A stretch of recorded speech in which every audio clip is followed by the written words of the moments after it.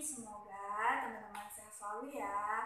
Nah, teman-teman, hari ini teman-teman ketemu lagi sama Bunda Dela ya di Senta Ibadah. Seperti biasanya teman-teman, sebelum kita mulai kegiatan atau mulai belajar, kita baca doa dulu ya. Bersikap anak soleh, duduk manis, siap menadahkan tangan ke depan. Berdoa sebelum belajar. Bismillahirrahmanirrahim. Rabbi zidni ilma warzuqni fahman. Amin. Terima kasih teman-teman sudah mau berdoa bersama Bunda hari ini. Nah teman-teman, ketemu lagi dengan Bunda Dela ya di subtema yang terbaru nih teman-teman. Tema kita masih tetap air, udara, dan api. Subtema kita sudah ganti teman-teman, yaitu bahaya yang ditimbulkan dari air, udara, dan api. Nah video Bunda kali ini kita akan membahas bahaya yang ditimbulkan oleh air nih teman-teman. Nah bahayanya itu adalah jika air sungai kita itu tercemar teman-teman. Jika sudah menjadi pencemaran air, akan berbahaya buat kita teman-teman. Salah satunya bisa terjadi banjir, terus kita bisa terserang dari bakteri. Terus teman-teman, sungai juga nggak enak buat kita lihat, kita pandang. Terus juga bisa berbahaya bagi hewan-hewan yang ada di air.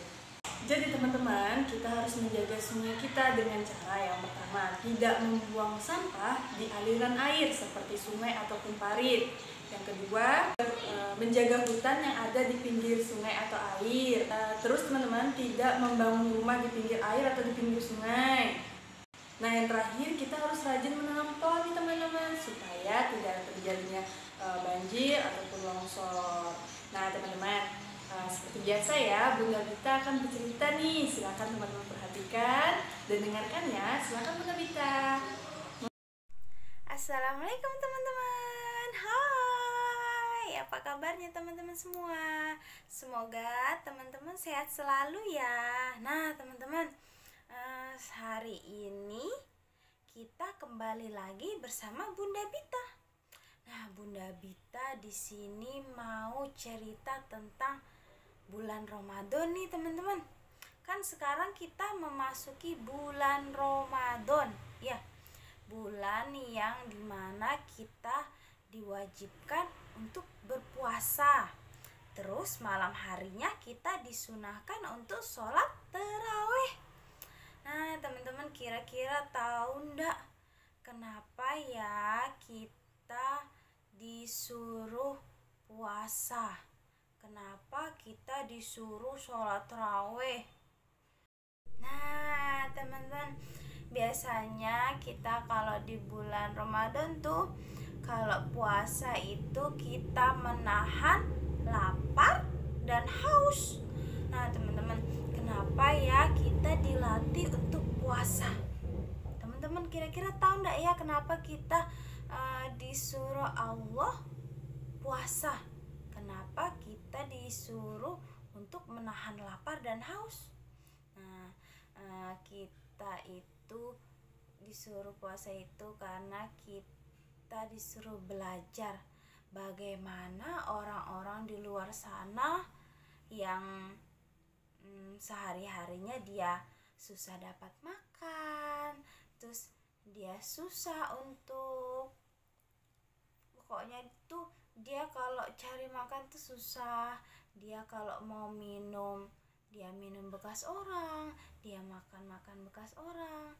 Makanya teman-teman, selagi kita masih punya makanan yang layak kita makan, minuman yang pantas untuk kita minum, teman-teman harus banyak-banyak bersyukur. Karena di luar sana banyak loh orang yang susah makan, susah minum, terus dia susah pokoknya tuh nggak ada tempat tinggal. Teman-teman pernah nggak ngeliat yang orang-orang di jalan tuh nggak ada tempat tinggalnya? Dia mau makan dia minta-minta dulu, terus kalau dia mau minum dia bisa loh minum air sungai tuh, saking dia kehausannya.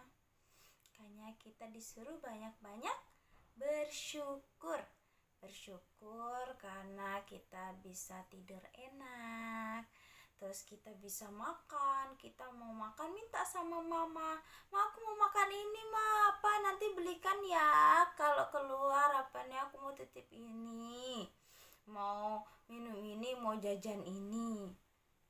Nah, terus kalau malamnya itu kita disuruh sholat taraweh, itu kita dilatih untuk beramal soleh.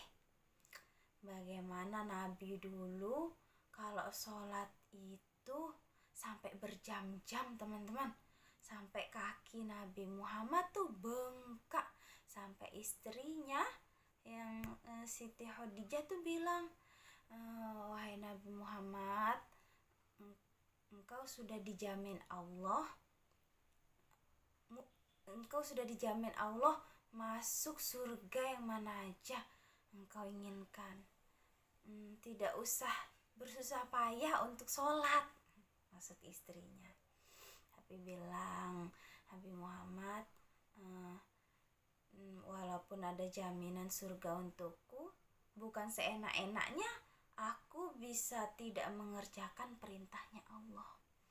Makanya kita di bulan Ramadan itu kita disuruh banyak-banyak beramal soleh, kita banyak-banyak bersedekah, terus kita banyak-banyak bantu orang, kita punya makanan lebih,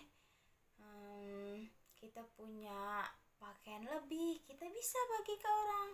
Karena ketika di bulan Ramadan, ketika kita beramal soleh, Allah melipat gandakan amalan yang kita kerjakan. Nah, sebaliknya juga ketika kita melakukan perbuatan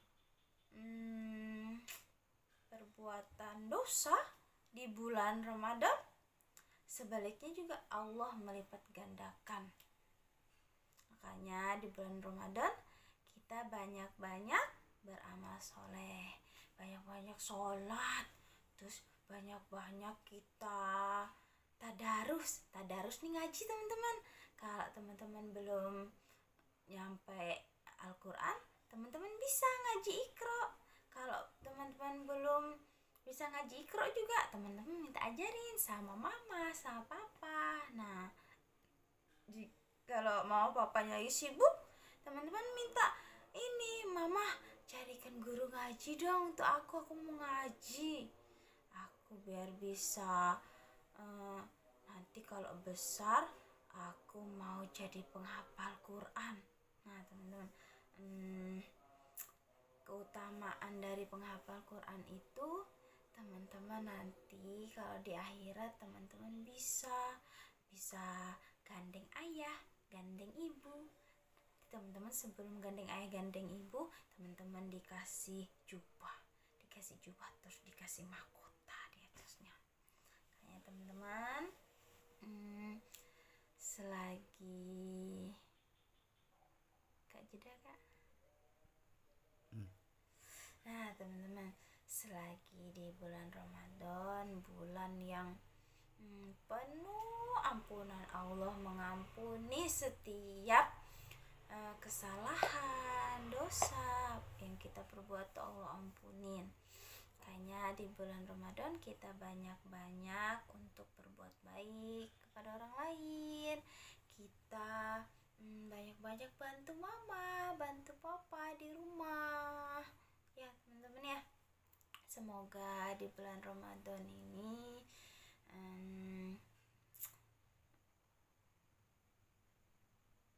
keluarga kita yang sakit bisa semoga cepat sembuh. Terus yang terjadi sekarang wabah virus corona ini semoga cepat hilang, jadi kita bisa masuk sekolah kembali. Teman-teman pasti kangen kan ya sama teman-temannya ya, bunda-bunda juga, Bunda Bita, Bunda Dela, bunda yang lainnya juga pasti kangen sama teman-teman, kangen belajar di kelas. Kita berdoa ya semoga di bulan suci ini, bulan Ramadan ini, Allah mengangkat penyakit, bala, musibah yang ada di dekat-dekat kita ya, yang terjadi sekarang. Oke teman-teman, sekian video dari Bunda Bita. Semoga di bulan Ramadan ini kita banyak-banyak beramal soleh. Teman-teman juga ya, jangan lupa puasa. Semoga teman-teman di bulan puasa ini teman-teman bisa ngelatih untuk menahan lapar dan haus. Sekian dari Bunda Bita. Assalamualaikum warahmatullahi wabarakatuh. Dadah. Terima kasih Bunda Bita atas ceritanya. Gimana teman-teman? Seru nggak ceritanya? Seru ya. Nah teman-teman, kita akan memasuki kegiatan sentra. Kegiatan sentra kita yang pertama, kemarin teman-teman sudah menulis huruf sambung ya. Sekarang hari ini juga teman-teman menulis huruf sambung nih, tapi huruf hijaiyahnya berbeda. Silakan teman-teman boleh perhatikan video Bunda berikut ini.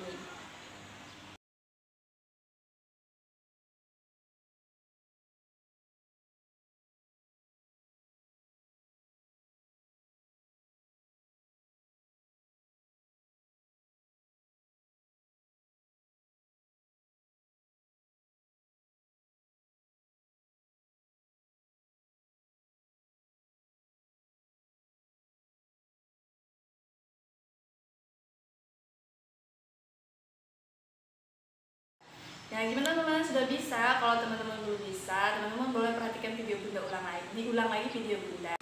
Nah, teman-teman, untuk kegiatan kita yang kedua, bahaya apa yang terjadi jika air sungai ataupun aliran air tercemar? Nah, tadi sudah Bunda jelaskan ya. Silakan teman-teman jawab lewat video atau voice note. Nah, untuk kegiatan kita yang ketiga, cara kita mencegah tidak terjadinya banjir. Nah, apa yang harus kita lakukan ya teman-teman ya? Silakan teman-teman jawab pakai video atau voice note. Nah teman-teman, itu dia ya kegiatan kita di sentra ibadah hari ini. Gimana teman-teman? Semoga teman-teman senang belajar hari ini ya sama Bunda Dela dengan Bunda Bita. Oke teman-teman, tadi kita sudah membahas apa aja ya? Kita tadi membahas tentang bahaya yang ditimbulkan oleh air ya teman-teman ya. Apa aja kok jika air tercemar itu apa yang terjadi? Terus apa cara kita mencegahnya terjadi, jika cara kita mencegah supaya tidak terjadinya banjir itu seperti apa. Terus teman-teman juga mendengarkan cerita dari Bunda Bita. Terus tadi teman-teman juga melakukan kegiatan sentra. Yang pertama tadi menulis huruf hijaiyah. Nah, terus tadi juga teman-teman menjawab bahaya apa yang ditimbulkan jika air tercemar. Terus juga cara kita mencegah supaya tidak terjadi banjir. Oke teman-teman, sebelum Bunda tutup seperti biasa kita baca doa untuk kedua orang tua dulu ya. Bersikap anak soleh, duduk manis, siap menadahkan tangan ke depan, berdoa untuk kedua orang tua. Bismillahirrohmanirrohim.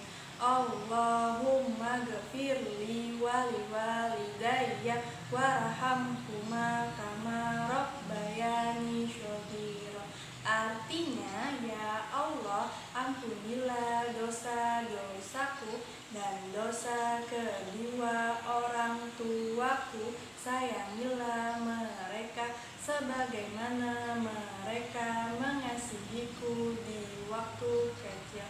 Amin. Oke teman-teman, cukup sekian dari Bunda. Kita ketemu di